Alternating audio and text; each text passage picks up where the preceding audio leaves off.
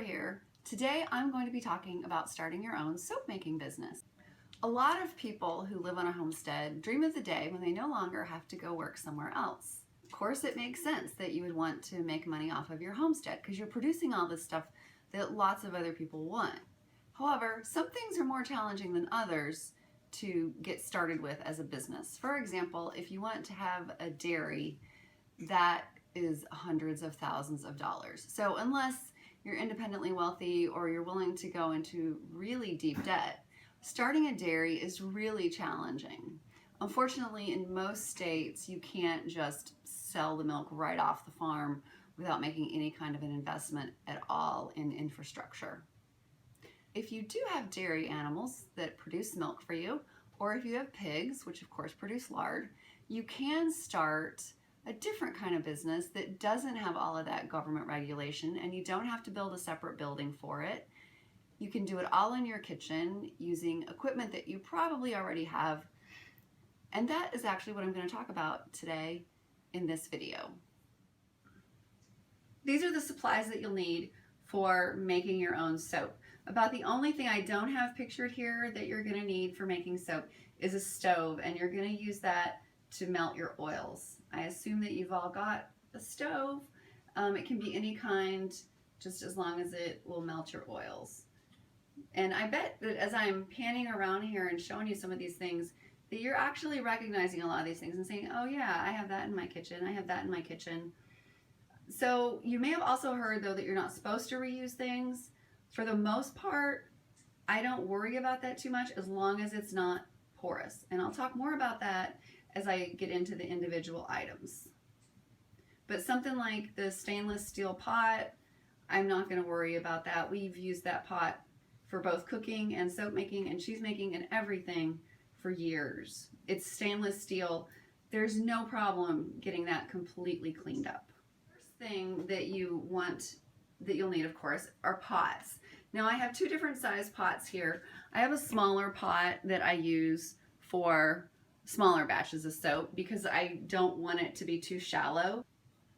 I wouldn't want to use this big pot for a small batch of soap because the mixture would only be a couple inches deep and the risk of splattering would just be too great, and I don't want soap mixture splattering on me because there is active lye in there.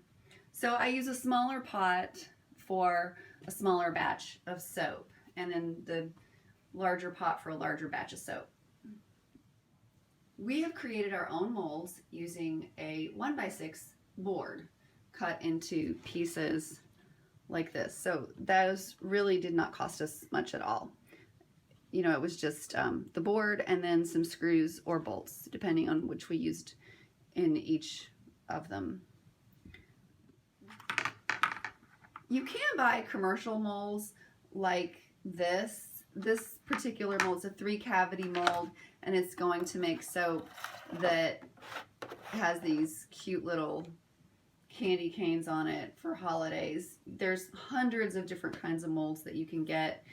I find these kind of expensive if you're gonna make a lot of soap, and it depends on your customer base, but you know, my customer base is people who are looking for natural soap.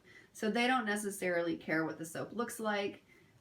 They're interested in the fact that the ingredients are all natural. If you get more into the crafty aspect of it and you're going to be using colors and stuff like that, then you may have customers who are more interested in how the soap looks, in which case perhaps using molds like this would be worth it for you financially if you could charge enough to make up the difference. This is a stick blender. Some people call it an immersion blender, and it cost about, this one cost about $10. You can pay $20 or $30 for some of them if they're a little fancier, but there's, just make sure you have one that's not going to fall apart on you when you're using it. Now that may sound like common sense. However, I bought one time where the stick part came apart from the motor, and it would come apart when I was using it. So give it a test run first, like just in water in a pot, to make sure that, you know, if it is in separate pieces, make sure it's not going to do that, because that could wind up causing an accident. Now, we definitely have to talk about safety. These are chemistry goggles, and you need some kind of eye protection when you are making soap. If you've got glasses that are really big that would not leave any room for splatter, you might do that. However, to be extra safe, these are soft, and so you can put them on over glasses. But I definitely want to make sure that you do have some kind of eye protection, because it is entirely possible that you could wind up accidentally splattering lye or the unsaponified soap mixture in your eye, and you don't want to do that because that's terrible. I've done it, been there, done that, lived to tell the story. You know, it did involve a trip to the emergency room, and I had to flush the eye and everything. And I don't want that to scare you off from making soap. I just want you to know that you need eye protection. So be sure that you've got your eyes protected while you're making soap. It certainly did not stop me from making soap. I just make sure I don't have my eyes exposed when I'm doing it now. A digital scale is an absolute must for anyone who is making soap today. And the reason is because you need really precise measurements, and a measuring cup is not going to do that for you. When you're figuring out how much lye you need to use, it could be something odd like, 6.4 ounces. You can't eyeball that in a measuring cup. That needs to be done on a digital scale. And if you're just a little off with your lye, you can wind up with a soap that's lye heavy, meaning that it was too much lye for the oils to saponify. And in that case, it's going to make your skin red, and it's just not going to be pleasant. If you're selling it, nobody's going to buy soap from you again because they're not going to like the way it makes your skin feel.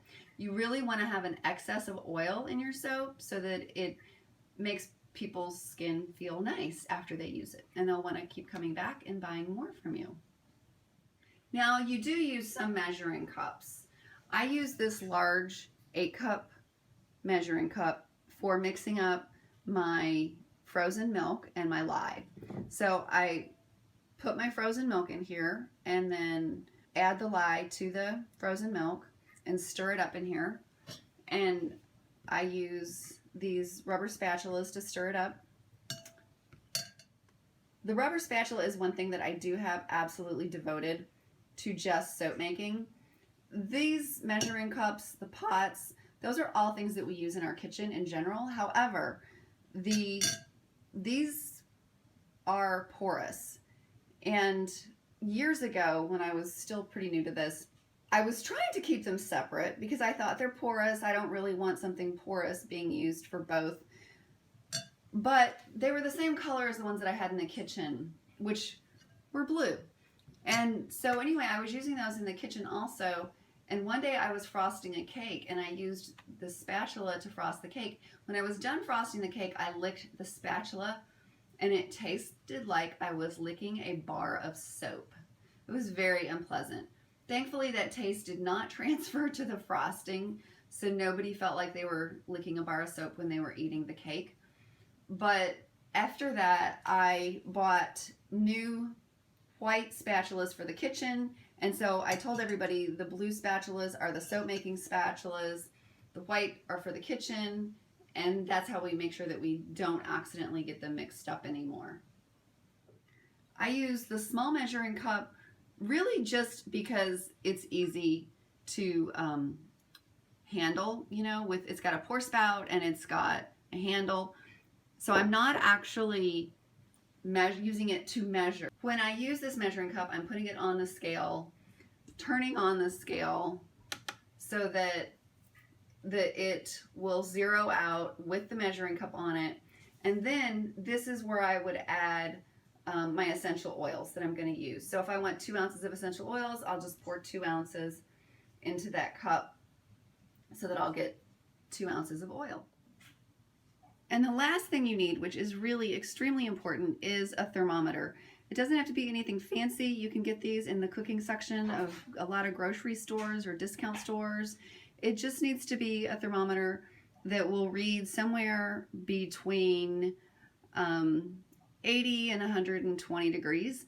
So for example, a candy thermometer would not be good because that's not going to read the temperatures that a candy thermometer reads are not low enough.